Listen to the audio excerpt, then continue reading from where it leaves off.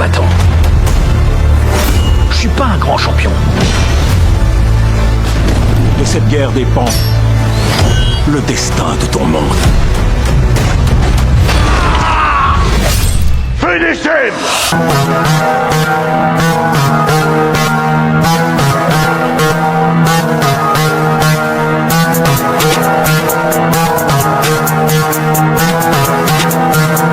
Salut les amis, j'espère que vous allez bien. Vous l'avez vu comme moi, Mortal Kombat 2 arrive au mois d'octobre 2026. Mais avant tout ça, pour ceux qui n'ont pas vu, je vais vous résumer Mortal Kombat 1. J'espère que tu l'as vu, toi qui me regardes, parce que si tu l'as pas vu, je vais spoiler à pleine balle, je te le dis encore une fois. Donc va pas me dire en commentaire, ouais mais je l'ai pas vu, c'est pas juste, c'est pas juste. De 2021 à 2025, si tu l'as pas vu, c'est que tu trouves des excuses. Me sors pas que t'as un 35 heures, me sors pas que t'as pas le temps. Moi qui ai une vie chargée, j'ai le temps de le regarder, je l'ai regardé encore il y a avant-hier. J'ai regardé à Noël, donc voilà. Au lieu de passer tes fêtes de Noël avec ta famille, tu regardes Mortal Kombat. Non, je rigole, plus sérieusement, je rigole.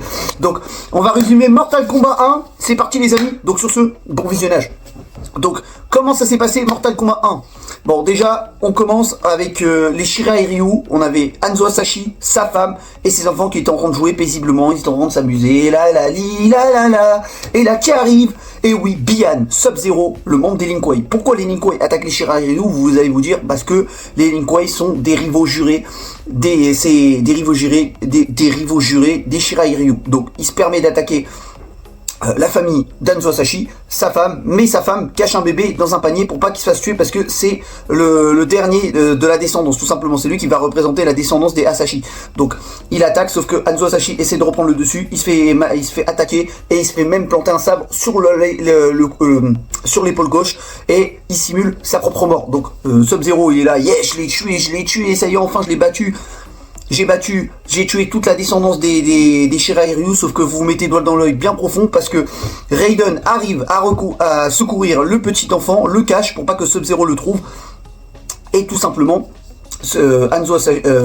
Kuei Liang, le bébé qui est retrouvé par Raiden, s'appellera bien Kuei Liang et jouera le rôle du protagoniste dans Mortal Kombat. Et là vous allez me dire, oui mais Meiji, c'est pas juste, normalement le protagoniste dans Mortal Kombat c'est Liu Kang, c'est Kung Lao, c'est Johnny Cage à la rigueur, et encore. Donc, mais ça on en parlera juste après. Donc oui, les deux protagonistes ne sont ni Liu Kang ni Kung Lao, mais vous allez voir que le protagoniste sera bien Cole Young. Donc Cole Young joue un rôle de combattant MMA. Vous le voyez, il fait partie d'une fédération indépendante aux États-Unis. Il fait pas partie de l'UFC ni de la Bellator, je vous rassure. Donc il combat en MMA, sauf qu'il se fait squash, il y a un gars qui lui fait une espèce d'étranglement, il lui fait une clé de jambe, une clé de bras, et avec un étranglement au niveau du cou, il le fait abandonner. Donc lui il abandonne le MMA parce que ça ne l'intéresse plus, voilà, il préfère nourrir sa famille, il veut pas perdre son temps dans le MMA, sauf que Jax veut l'engager dans les membres de protecteurs du royaume terre. Donc voilà, parce qu'il a la marque du dragon sur son dos. Donc il lui dit que t'as pas le choix de combattre et de défendre le royaume terre contre le royaume extérieur, parce qu'il y aurait une invasion de guerriers du royaume extérieur qui vont détruire et anéantir le royaume terre. Donc jusqu'à là vous suivez. Donc qu'est-ce qui se passe? À un moment donné, ils sont là, ils sont en train de prendre un verre, et là Cole Young et sa famille prennent un verre, et là qui arrive? Sub-Zero. Et oui, on se dit tous, mais pourquoi il neige à ce moment-là? Pourquoi il neige en été? On est en été, il neige pas. Même chez nous, tu vois, nous, il fait froid chez nous, tu vois, il neige pas l'été. Bah là, c'est pareil, tu vois, tu dis pourquoi il neige l'été? Bah oui, Sub-Zero, il arrive pour attaquer le dernier descendant des Shirai et Ryu, qui est Cole Young. Donc voilà, il veut tuer toute la famille de Cole Young. Sauf que Jax arrive à les emmener, il arrive à les protéger, et Jax il lui dit va voir Sonya Blade. Donc jusqu'à là vous suivez, et là Jax va mener un combat terrible, épique avec Sub-Zero, sauf qu'il se fait détruire. Vous croyez quoi? Vous croyez que Sub-Zero il va se faire détruire comme ça? Oui, parce que c'est le gros antagoniste du film, hein. Ça va être le plus gros antagoniste du film, ça sera pas... Si, il y aura Shang Tsung, mais il n'y aura pas Shao Kahn ne sera pas dans le film, hein. Donc je vous spoil tout de suite. Oui, je vous l'ai dit les gars, si vous n'avez pas vu le film, allez voir le film avant de voir ma critique. Donc Jax mène un combat avec Sub-Zero, Sub-Zero lui classe les bras, et il lui casse les bras, et ça y est, il tombe paralysé. Et là vous allez me dire, mais non mais Mehdi, dans Mortal Kombat c'est Ermac qui détruit les bras de Jax. Oui, dans Mortal Kombat 9, le jeu vidéo, c'est bien Ermac qui détruit les bras de Jax pour avoir des bras robotisés, tout simplement. Donc là, on y arrive. Cole Young va voir Sonya Blade. Sonya Blade détient Keno. Vous allez vous dire, Keno, est-ce qu'il est gentil, est-ce qu'il est méchant? C'est vrai qu'on est perplexe, là on se pose la question. Donc Keno dit, libère-moi. Et sauf qu'ils veulent pas le libérer, sauf que Shang Tsung veut capturer et tuer Cole Young, voilà, donc il envoie Reptile pour tuer Sonya Blade et Keno, et là Kano dit détache-moi, détache-moi. Donc Sonya Blade dit non, je m'en fous, ta gueule, voilà. Bon ok, Sonya Blade et Cole Young essaient de battre Reptile, mais ils ont aucune chance. Reptile est beaucoup trop fort, voilà, c'est un combattant, c'est un alien, le mec c'est un monstre, c'est un mélange entre un crocodile, un espèce de dinosaure en voie de disparition, tu sais pas trop, tu vois. Donc, sauf que là, Kano il est malin, vous croyez quoi? Vous croyez qu'il est pas rusé? Bah bien sûr qu'il est rusé. Donc qu'est-ce qu'il fait? Il prend ses menottes, il les met sur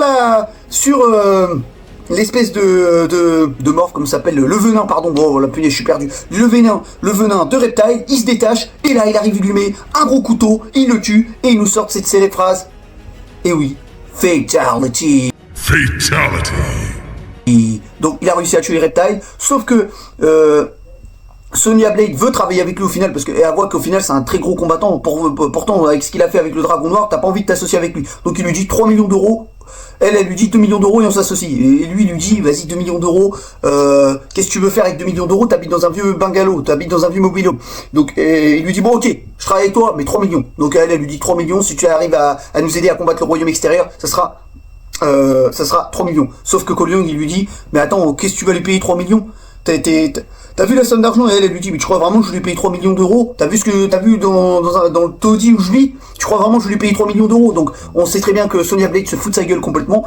Donc lui il va essayer de la narguer, l'embêter, ils vont mener un combat, Sonya Blade va réussir à prendre le dessus, Sonya Blade va lui trancher un couteau sur la gorge et lui dit vas-y tue-moi, sauf qu'il le tue pas parce que c'est que c'est un intérêt précieux pour le royaume terre. Donc Raiden, Liu Kang et Kung Lao les trouvent, essayer de les former pour essayer de détecter leur pouvoir, pour essayer de créer leur pouvoir qui est enfoui en eux, tout simplement. Donc ils vont entraîner Kano et Cole Young, pas Sonya Blade, parce que Sonya Blade n'a pas la marque du dragon, donc Sonya Blade sera mise à l'écart. Sauf que là vous vous dites, vous vous rappelez de Jax qui s'est fait amputer les bras par Sub-Zero? Bah il est retrouvé par les moines Shaolin et Liu Kang qui essaie de lui remettre des bras robotisés, tout simplement, des sortes de bras métalliques et tout, robotisés. Parce que Jax, bien évidemment, Jax c'est un combattant qui a la marque du dragon, alors que Sonya Blade n'a pas la marque du dragon, donc elle essaie de l'encourager, de le soutenir dans cette épreuve. Kano se fait squash par Kung Lao, se fait squash par Liu Kang. Kung Lao essaie d'entraîner Cole Young. Et là, vous allez vous dire comment Kano va trouver son pouvoir. Bah, c'est très simple, c'est pas plus compliqué, les gars. On va manger un repas en famille, entre amis. On va manger, alors qu'on se blaire pas, hein. On se déteste, on peut pas se voir, mais c'est pas grave, on mange tous ensemble. Et on se critique les uns aux autres, parce que Kung Lao va insulter. Kano va le provoquer, va le titiller comme Liu Kang l'a fait. Et là, à un moment donné, il lui dit passe-moi cette omelette. Et là, Kano, il sort son laser au niveau des yeux gauche. Bien évidemment, Kung Lao contre avec son chapeau, oui parce que son chapeau c'est une arme, hein. C'est pas un chapeau juste pour dire hey les gars j'ai la classe, j'ai le swag, non, son chapeau c'est une arme les gars, n'oubliez pas ça. Donc il sort son chapeau et il contre le laser, et là il arrive à sortir son pouvoir et il se sent beaucoup plus fort. Donc une armée, donc Kabal est au courant, il y a Kabal, il y a Mileena qui travaille, il y a Nitara et Reiko qui travaillent pour Shang Tsung et Goro. Donc comme vous savez, Cole Young sera banni des membres du Royaume Terre parce que Raiden ne voit aucun pouvoir en lui, il n'arrive pas à trouver sa puissance spirituelle en lui tout simplement, donc il l'envoie vers sa famille, lui va protéger sa famille tout simplement. Donc qu'est-ce qui se passe? Shang Tsung va envoyer Goro pour affronter Cole Young et Reiko Nitara et Mileena vont attaquer Sonya Blade et Jax, Sonya Blade, Liu Kang et Kung Lao. Et comme vous savez, Kabal va essayer de négocier avec Kano. Il lui dit bon écoute, comment ça se fait que tu travailles avec le Royaume Terre, avec tout ce que t'as fait, toutes les bavures que t'as fait, toutes les traîtrises, t'as aucune valeur, tu travailles juste pour l'argent. Il lui dit ouais mais il me proposait 3 millions d'euros. Il lui dit ouais attends mais tu vas voir, tu travailles avec Shang Tsung mon pote, tu vas gagner 2 fois plus, tu gagnes 2 fois plus et tu multiplies ton salaire x 10. Le mec il devait être multimillionnaire, c'est sûr, il a dû faire du trading le gars, c'est sûr. Shang Tsung il a investi, il faudra qu'il nous donne son business à lancer les gars. Donc qu'est-ce qui se passe? Shang Tsung Kano se rallie à Kabal, voilà, pour reformer le Dragon Noir, parce que pour ceux qui savent pas, Kabal s'il a un masque et il a un masque à oxygène et des poumons synthétisés, tout simplement c'est à cause de Kano, hein. C'est lui qui l'a détruit de l'intérieur, c'est lui qui l'a amoché bien comme il faut. Donc voilà, mais c'est pas le sujet. Donc qu'est-ce qui se passe à ce moment-là? Kano trahit le Royaume Terre pour se rallier au Royaume extérieur. Il va vouloir affronter Sonya Blade. Kung Lao va tuer Nitara. Jax va mener un combat avec Reiko, mais il va se faire détruire en deux. Liu Kang va se faire détruire par Kabal. Et comme vous savez, comme Kung Lao a tué Nitara, Nitara devait être la compagne de Shang Tsung. Shang Tsung lui a aspiré son âme et il est mort. Voilà, donc Liu Kang a voulu le sauver, il a pas réussi. Ko Leung mène un gros combat épique avec Goro, enfin gros combat épique, non, Goro il va le détruire, il va le mener, il va le meuler, il va le plier en deux. Et là, juste à un moment donné, sa femme va prendre une hache pour lui couper le dos, mais comme vous savez, ça marche pas, parce que Goro est beaucoup trop fort, c'est le membre le plus, c'est le roi des Shokan, pas le roi de Shao Kahn, le roi des Shokan. Oui, les Shokan, c'est des personnes avec 4 membres en plus que les autres humains. Donc déjà, il part avec un gros avantage, il a 4 bras en plus d'un être humain. Donc il arrive à détruire Ko Leung. Ko Leung en peut plus, il voit sa famille en danger, et là, son armure se déploie, et là, il a des espèces de nunchaku qui lui collent au bras, donc il arrive à le tuer, le détruire, il arrive à le tuer, le massacrer, et grâce à ça, il a réussi à révéler son pouvoir ultime qui était enfui en lui. Donc Raiden remercie Shang Tsung, il lui dit bah merci d'avoir envoyé Goro contre Ko Leung, t'as réussi à relever, t'as réussi à créer une relève. Donc, et là à un moment donné, qu'est-ce qui se passe? Sonya Blade va mener un combat contre Milena, Jax va mener un combat contre Reiko, Jax va tuer Reiko, Sonya Blade va transpercer Milena avec son espèce de laser. Donc ça c'était magnifique. Et ah oui, avant elle a tué Keno, elle a réussi à tuer Keno parce que Keno voulait la tuer tout simplement. Et Keno, qu'est-ce qui s'est passé? Sonya Blade était en train d'être pris dans un étranglement avec Keno, on se demande pourquoi. Et là, Sonya Blade, elle lui lance un couteau dans l'œil, elle lui transperce l'œil, elle le met KO. Moi pour moi il était mort, mais au final apparemment dans Mortal Kombat 2 il fait son retour, donc pour moi il est pas mort. Après vous allez me dire c'est pas avec un coup de couteau dans l'œil que tu meurs, mais bon il est peut-être aveugle à ce moment là. Donc c'est pas le sujet. Donc comme je vous l'ai dit, Ko Leung arrive à défendre Sonya Blade contre Milena. Sonya Blade lui transperce le cœur avec son laser au niveau des bras.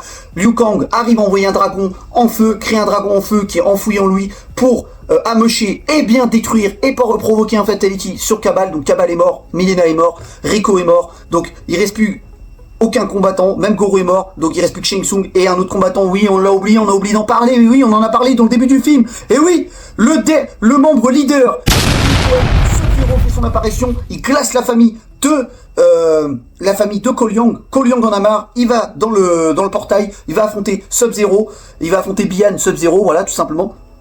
Il essaie de le battre, il n'y arrive pas parce que Sub-Zero est beaucoup trop fort. Vous croyez quoi? Sub-Zero c'est le leader des Lin Kuei. Les Lin Kuei c'est les membres les plus puissants dans Mortal Kombat les gars, avec les Shirai Ryu. Sauf qu'il sort une lame.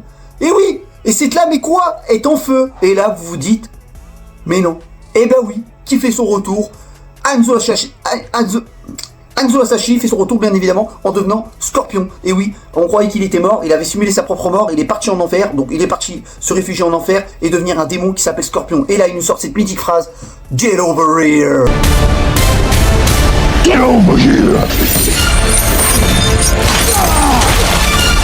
Donc il nous sort cette mythique phrase, il mène un gros combat acharné et à la fin ils arrivent à tuer Sub-Zero et tout le monde vécut heureux et eurent plein d'enfants. Mais non, je rigole bien évidemment. Donc Sub-Zero et Ko Leung ont réussi à tuer Ko Leung et Scorpion ont réussi à tuer Sub-Zero. Et là, le dernier boss final a été éliminé. Shang Tsung dit que c'est pas fini, que il y aura d'autres guerriers qui vont venir beaucoup plus puissants. Si tu crois que en détruisant tous mes guerriers, tu vas être le meilleur, c'est que tu te mets le doigt dans le bien profond. Tu crois que tu vas mener, tu vas réussir à prendre le royaume extérieur. Et là, vas-y, Raiden lui dit bon, dégage, vas-y, casse-toi, va dans ton monde extérieur. Donc il le dégage, il le déguerpille. Sauf que il faut qu'il recrute de nouveaux combattants. Et à la fin, vous savez ce qui se passe. Ko Leung reprend sa vie active, il va dans le MMA. Son manager lui propose un nouveau combat qui va lui rapporter plus d'argent, sauf qu'il lui dit non, moi ça m'intéresse plus le MMA, moi j'abandonne, j'arrête.